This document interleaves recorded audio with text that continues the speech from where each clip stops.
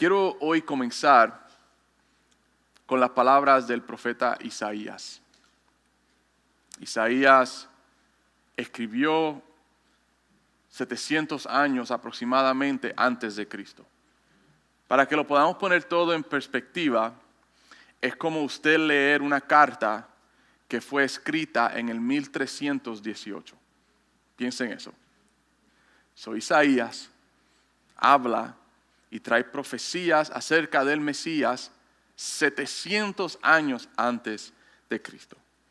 Vayamos al libro de Isaías, capítulo 53, versículos 1 al 7. Después, a través de la semana, lea el capítulo entero, pero solamente quiero concentrarnos en el versículo 1 al 7. ¿Quién ha creído a nuestro anuncio? Este anuncio de salvación es el énfasis allí. ¿Y sobre quién se ha manifestado el brazo de Jehová? Subirá cual renuevo delante de él, y como raíz de tierra seca. No hay parecer en él, ni hermosura. Le veremos más sin atractivo para que le deseemos. Me voy a detener ahí un poquito. Esto nos está hablando de que Cristo vino. Él no vino con majestad. Él no vino con realeza. Él no vino con buena apariencia para que tú y yo no lo deseemos a Él por esas cosas. Versículo 3. Despreciado y desechado entre los hombres. Varón de dolores, experimentado en quebranto. Y como que escondimos de Él el rostro. Fue menospreciado y no lo estimamos. Ciertamente, llevó Él nuestras enfermedades y sufrió nuestros dolores. Y nosotros le tuvimos por azotado, por herido de Dios y abatido. Mas Él herido fue por nuestras rebeliones, molido por nuestros pecados. El castigo de nuestra paz fue sobre Él, y por su llaga fuimos nosotros curados. Todos nosotros nos descarriamos como ovejas. Cada cual se apartó por su camino, mas Jehová cargó en él el pecado de todos nosotros, hermanos. Angustiado él y afligido, no abrió su boca para quejarse o defenderse, sino como cordero fue llevado al matadero, y como oveja delante de sus trasquiladores, enmudeció y no abrió su boca. Isaías hablando específicamente del Señor Jesús. Billy Graham una vez dijo: la razón por la cual Cristo vino al mundo fue para ofrecer su vida como sacrificio por los pecados de la humanidad. Él vino para morir. Esto es el corazón de la Navidad. Siempre tenemos que acordarnos algo, hermanos, que en algún punto en la vida de Jesús hay una cruz que le espera.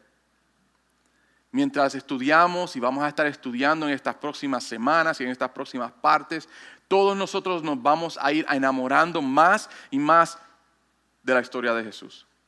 Su increíble nacimiento, su misteriosa niñez, su familia, sus amistades, su amor y compasión por el necesitado, sus poderosos milagros y también sus enseñanzas transformadoras. Pero siempre tenemos que acordarnos, hay una cruz que lo espera.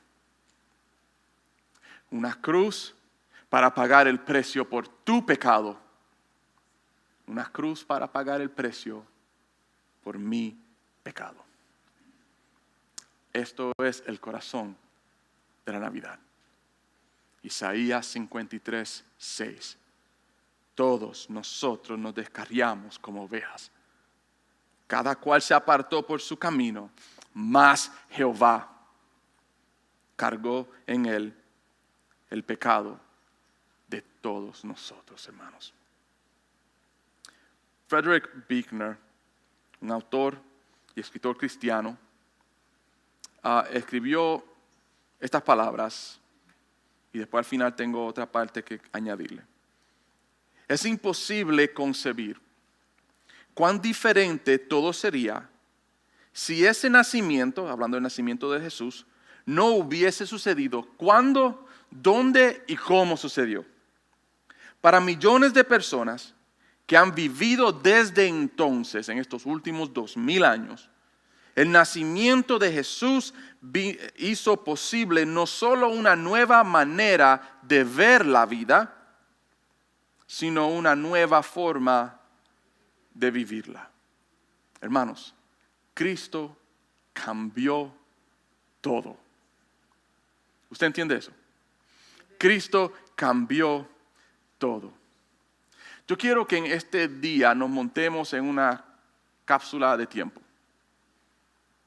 Quiero que regresemos a Palestina, a la región de Palestina, 2000 años atrás. Y lo vamos a ver de una manera específica. Vamos a ver la nación de Israel. Vamos a ver una región específica que es la región de Galilea. Y en esa región de Galilea quiero que veamos una aldea específica, la aldea de Nazaret. Y en esa aldea un hogar específico, el hogar de María y José. Vamos a comenzar con la nación. Y como le digo, le traigo mucha información. Esta información no es mía, obviamente lo he estudiado de historiadores y otros que saben mucho más que yo. La nación de Israel. Aproximadamente 60 años antes de Cristo, el Imperio Romano había tomado control de la región de Palestina, que es la región donde se encuentra Israel. Palestina fue dividida en cuatro regiones. La región de Galilea, la región de Samaria, Perea y Judea. Y en Judea, obviamente todos conocemos Judea porque allí donde está, ¿qué ciudad? Jerusalén. Para los judíos, Roma era un factor político dominante. Todos sabían quién era Roma. Aunque muchos vemos películas de los tiempos de Jesús y vemos los soldados romanos caminando por todo lugar, en realidad los historiadores dicen no era así. Rara vez usted veía soldados caminando por la región, pero sí sabía todo el mundo claramente que el poder dominante en la región era el Imperio Romano. Algo que los judíos también sabían, que la prosperidad venía y la fuente económica para la región ahora venía todo del Imperio Romano.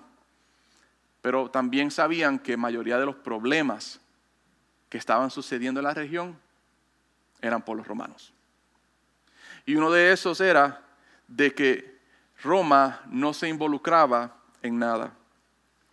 Ellos en realidad se involucraban solamente cuando se comprometía los intereses de ellos. Si no tenía nada que ver con lo de Roma, no se metían. Pero hay algo que sí también conocía la gente de la región, que cuando los romanos se involucraban, it was not going to be pretty. No iba a ser algo muy bueno. También en este mundo, bajo el Imperio Romano, el estado moral estaba deteriorando. Era común para los romanos tener esclavos y era común también maltratar a los esclavos. También algo que se veía común en estos tiempos, los ricos gastaban en exceso, simplemente para una sola cosa, para lujos. El matrimonio ya era la excepción. Divorcio, inmoralidad sexual era lo normal. Quiero darle un poquito para que podamos entender qué es lo que está sucediendo en los tiempos de Jesús. Había muchas sectas y había muchos de estos sacerdotes que abusaban de su poder, no estoy hablando de los judíos, sino estoy hablando de otras sectas. Y hay algo que todo el mundo conocía, era esto. Emperadores romanos eran monstruos. Era lo más temible para cualquier persona que vivía en este tiempo. Ahora, ¿qué está sucediendo con la religión judía? Hay dos cosas que tenemos que entender muy bien de los judíos. Dos elementos de la fe judía. Número uno es, perdón, déjame apagar esto.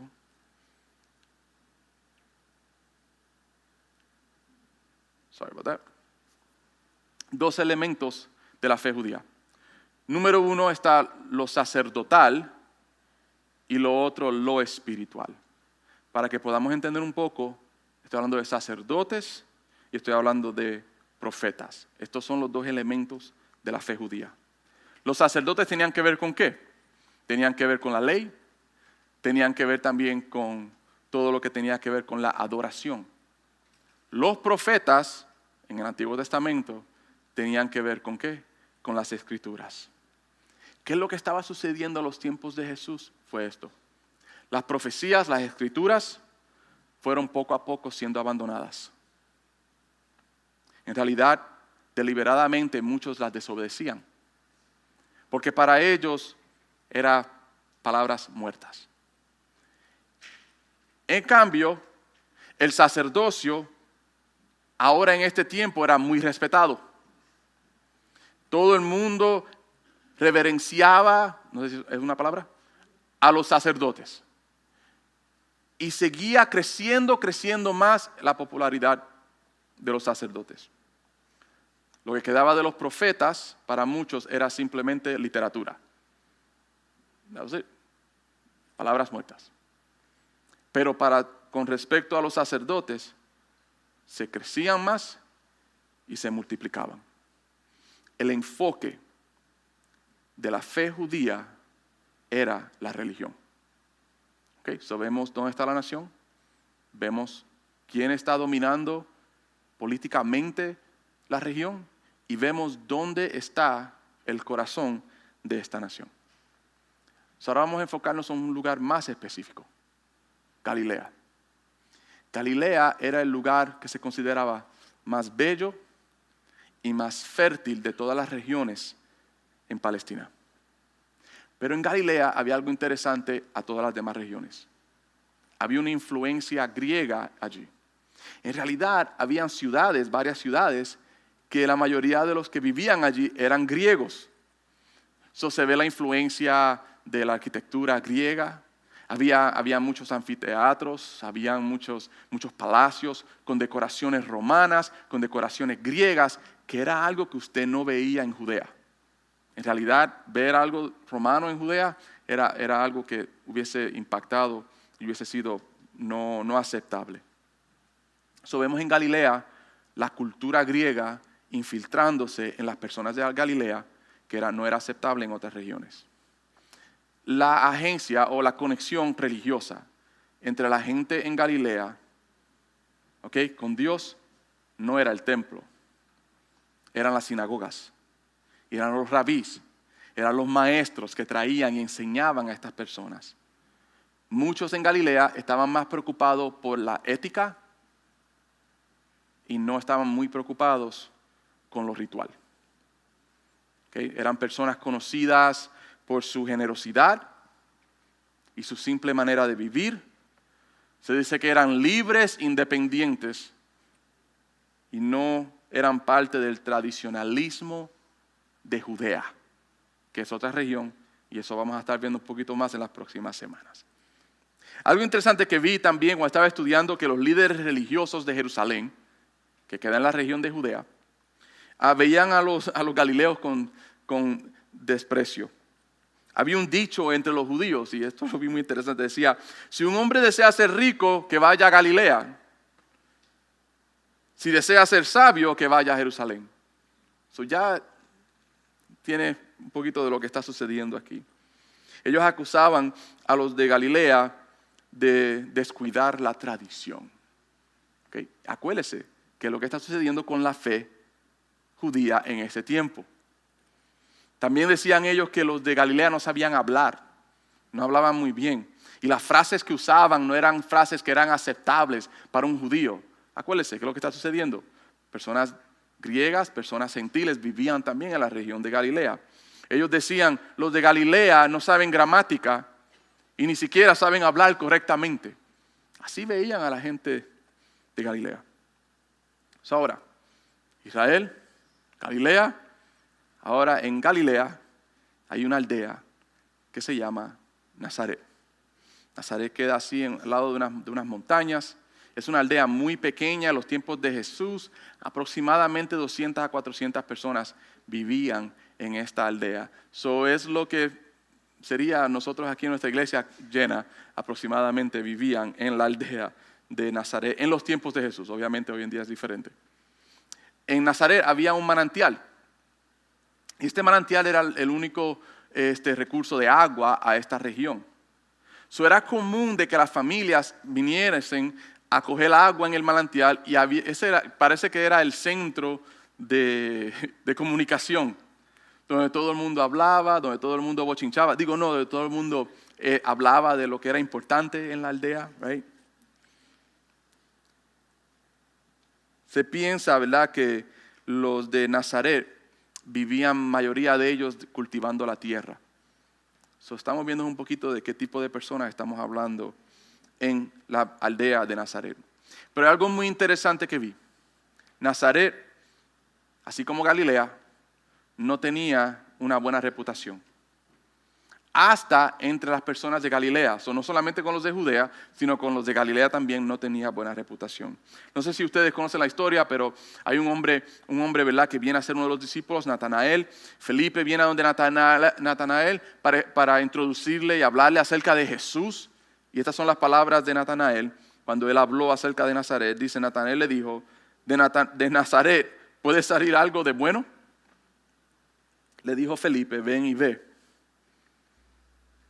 En esta aldea pequeña habían personas buenas y habían personas malas. Aunque era una aldea que estaba apartada de las demás ciudades grandes, tenía frecuentes visitas de personas que eran comerciantes, que viajaban por allí. También era un lugar donde muchos soldados romanos pasaban y como quedaba en unos montes, pues muchos de ellos acampaban en Nazaret para poder ver la región entera. Embajadores romanos paraban allí, filósofos, académicos, pasaban por esa región cuando viajaban. Y pues, todo esto sucedía allí en Nazaret. Y por eso es que muchas personas veían a Nazaret como un lugar, una aldea, donde había pecado y donde había corrupción. La mayoría de las veces no por las personas que vivían allí, sino por la influencia de las personas que vivían allí y estaban allí y acampaban allí, que eran fuera de Nazaret. Pero es aquí en esta aldea, en Nazaret, donde todo cambia. Cuando el ángel Gabriel se presenta a una joven llamada María. Una nación que ha deteriorado en su fe, una región diferente a las demás, señaladas por no seguir la tradición, en una aldea pobre, una aldea que otros veían como un lugar de pecado y corrupción por las personas que se infiltraban en esta área. Y es allí donde un ángel interrumpe a una joven. Libro de Mateo, capítulo 1, versículo 18, dice, el nacimiento de Jesús fue así. Estando desposada María, su madre, con José, antes que se juntasen, se halló que había concebido del Espíritu Santo. María estaba desposada con José. La palabra desposada, la manera que puedo explicarlo hoy en día es estaba comprometida. Le voy a hablar un poquito de la tradición. Tengo que darle toda esta información para que usted pueda ponerse en ese lugar y podamos entender por qué este sucedió, el tiempo que sucedió, dónde sucedió y cómo sucedió. Eso es muy importante. En la tradición judía, el padre hacía todos los arreglos para casar a su hija.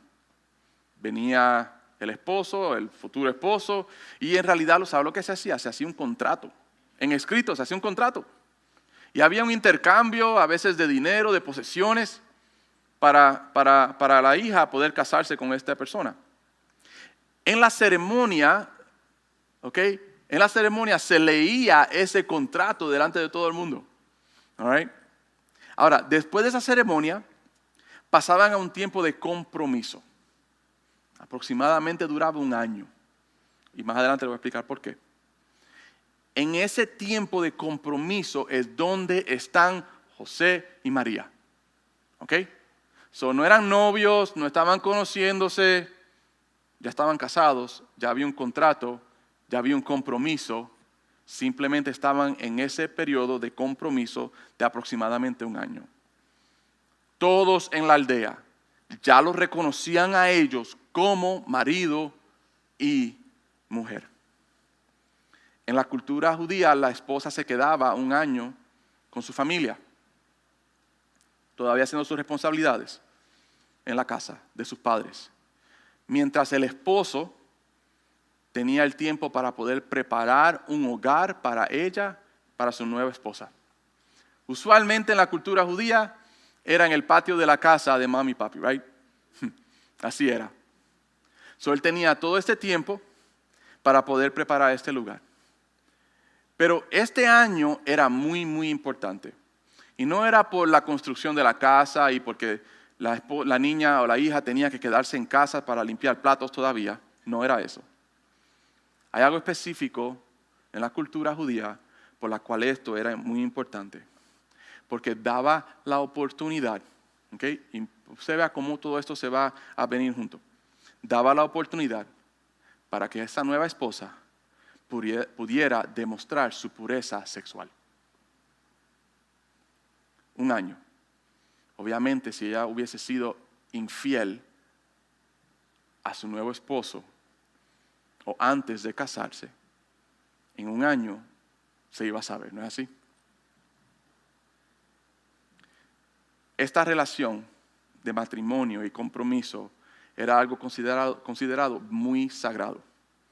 ¿Okay? ¿Cómo han cambiado las cosas hoy en día, verdad? El violar este compromiso, hermanos, se consideraba adulterio. Una mujer judía que era tomada en momento de adulterio, lo más probable que le esperaba era ¿qué? Muerte. Y no era cualquier muerte, sino la apedreaban. Y vamos a ver esos detalles el viernes en nuestra celebración de Navidad, porque vamos a estar viendo la parte 3 este viernes que viene.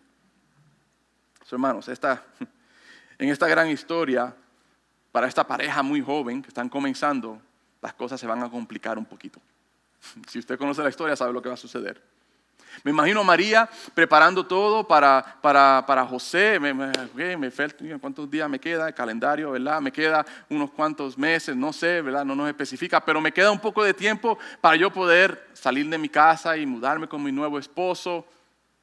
Me imagino preparando, ¿verdad? ¿Qué tipo de cortinas va a poner la casa? Esperando el día que venga el esposo, porque el esposo venía a buscarla a la casa. Y había una gran celebración y los cargaban a los dos y los llevaban al otro lugar. Imagínense si hubiesen eso hecho hoy en día todavía. Me la imagino a ella esperando esta gran celebración. Pero una voz interrumpe todo. La voz de un ángel. Yo quiero que vayamos al libro de Lucas capítulo 1. Vamos a ver del 26 al 38. Nadie aquí se me ha dormido todavía, ¿verdad? Tengo que darle esta información, hermanos, para que podamos entender el contexto de lo que vamos a leer. Porque si no lo vamos a leer y no vamos a entender por qué suceden ciertas cosas en la historia. ¿Okay? Y por eso le digo, no se pierda ninguna parte de la serie, porque lo que vemos hoy tiene que ver mucho con lo del viernes y tiene mucho que ver con lo del próximo domingo. Muy, muy importante. Lucas 1, 26 al 38, le prometo que voy a tratar de ser lo más rápido posible. Al sexto mes, el ángel Gabriel fue enviado por Dios a una ciudad de Galilea. Ya usted puede visualizar dónde estamos. Ve, por eso hice lo que hice anterior. Llamada ¿qué? Nazaret. Ya usted puede visualizar qué es lo que está sucediendo. A una virgen desposada con un varón que se llamaba José. Ya usted entiende qué es lo que significa estaba desposada. De la casa de David. Y el nombre de la virgen era María. Y entrando el ángel en donde ella estaba, obviamente no nos dice exactamente dónde estaba, pero entra donde ella está, dice él, salve muy favorecida. El Señor es contigo, bendita tú entre las mujeres. Quiero estar bien seguro que usted entienda algo. La frase salve muy favorecida ha sido una frase que ha sido tomada fuera de contexto, ¿ok? Y es lo que ha creado la idolatría de esta joven. Pero la frase salve muy favorecida simplemente significa tú eres aceptada. Es lo que significa. No porque eres libre de pecado, no porque tú te lo mereces o mereces una recompensa porque eres una mujer perfecta, sino eres aceptada porque has hallado la gracia de Dios. O sea, es muy importante que entendamos esa frase. Tenemos que acordarnos lo que nos habla Pablo más adelante en Efesios capítulo 2, versículo 8 al 9, cuando él nos dice, porque por gracia sois salvos por medio de ¿qué? De la fe. Y esto no de vosotros, pues de qué? Don de Dios, no por obras para que nadie se gloríe. Es lo que vemos aquí. La importancia de la vida de María no estaba obviamente en quién ella era en el mundo, porque obviamente era una joven pobre en una aldea no gustada por muchas personas. Obviamente la Biblia no dice ella fue aceptable por su belleza o fue aceptable por su estatus social o por su inteligencia o preparación educativa o sus habilidades. Porque acuérdense, de Nazaret puede salir algo bueno. Lo que dio valor a la vida de María, lo que dio significado a la vida de María, lo que dio propósito a la vida de María es una cosa. Una sola palabra. Cristo.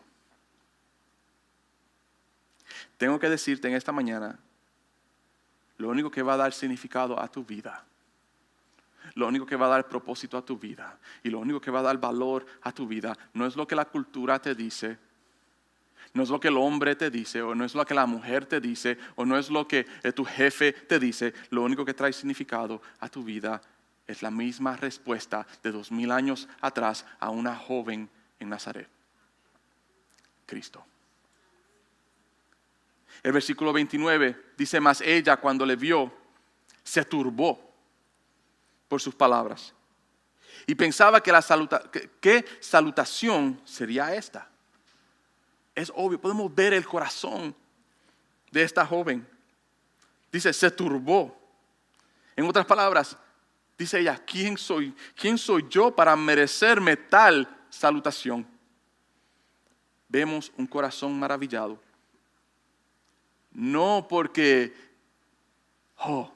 finalmente ya me reconocieron quién yo soy, María de Nazaret, no. Sino lo que vemos, hermanos, es una muestra de un corazón que dice, ¿quién soy yo para merecerme esto? Vemos un corazón que dice, ¿quién soy yo para recibir tal gracia?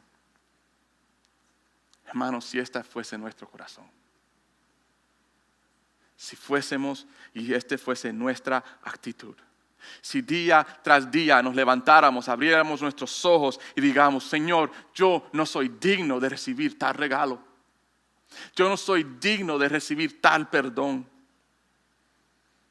¿Quién soy yo para recibir tu gracia, Señor? Pero muchas de nuestras oraciones son totalmente lo opuesto. Se trata de lo que queremos. Mucho que aprender de esta joven. Versículo 30 dice, entonces el ángel le dijo, María, no temas porque has hallado gracia delante de Dios y ahora concebirás en tu vientre y darás a luz un hijo y llamarás su nombre Jesús. Usted se puede imaginar siglos, ¿ok? Siglos, mujeres judías pensando, ¿seré yo la madre del Mesías? Desde que las promesas fueron hechas, ustedes pueden imaginar, año tras año, década tras década, siglo tras siglo, mujeres, miles y miles de mujeres pensando, ¿seré yo la madre del Mesías? Pero el ángel le dice a esta joven en la región de Galilea, en la aldea de Nazaret, le dice a ella, tú darás a luz un hijo. un hijo como ningún otro, porque su nombre será Jesús. ¿Sabe lo que la palabra Jesús, el nombre Jesús, literalmente significa? Salvador. El ángel le dice a ella, tú darás a luz al Salvador. Usted se puede imaginar lo que está pasando por la mente y el corazón de esta joven pobre de la aldea de Nazaret. La historia continúa diciendo, este ser será grande y será llamado Hijo del Altísimo, y el Señor Dios le dará el trono de David su padre, y reinará sobre la casa de Jacob para siempre, y su reino no tendrá fin. Quiero que notemos algo aquí muy interesante. Son 3 palabras que usa el ángel: trono, casa y reino. Estas palabras son muy importantes porque confirman una promesa que fue hecha en el Antiguo Testamento. Segunda de Samuel, capítulo 7, versículo 16, se le hizo una promesa a David. Mira lo que dice: y será afirmada tu ¿qué? Casa y tu reino para siempre delante de tu rostro, y tu trono será estable eternamente. Está hablando acerca del Mesías, las mismas palabras que el ángel Gabriel usa para describir quién es este hombre. Va a ser esta persona que va a cumplir esta profecía y esta promesa hecha al rey David.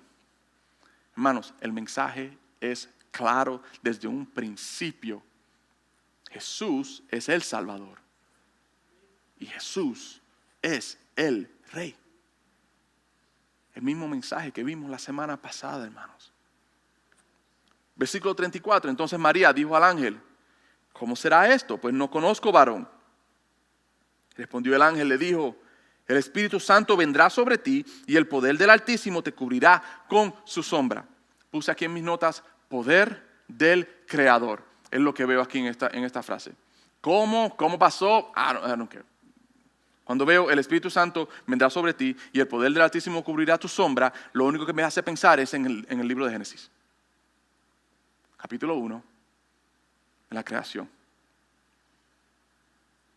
Ahora, por lo cual también el santo ser que nacerá será llamado ¿qué? Hijo de Dios. 2 verdades muy importantes que usted tiene que entender acerca de Jesús. Número 1, la palabra nacerá nos deja saber acerca de su humanidad. Jesús es humano, es hombre. Pero hay otras 2 frases muy importantes que van mano a mano con esa palabra, nacerá. Ser santo, santo ser, hijo de Dios. Nos habla de su divinidad, que Él es Dios. Él es santo. Eso es Dios hecho hombre. Con un propósito, simplemente, de restaurar una humanidad que se ha caído. Isaías 53, versículo 6. Ovejas que han tomado su propio camino, mas Jehová en él pagó el precio de sus pecados.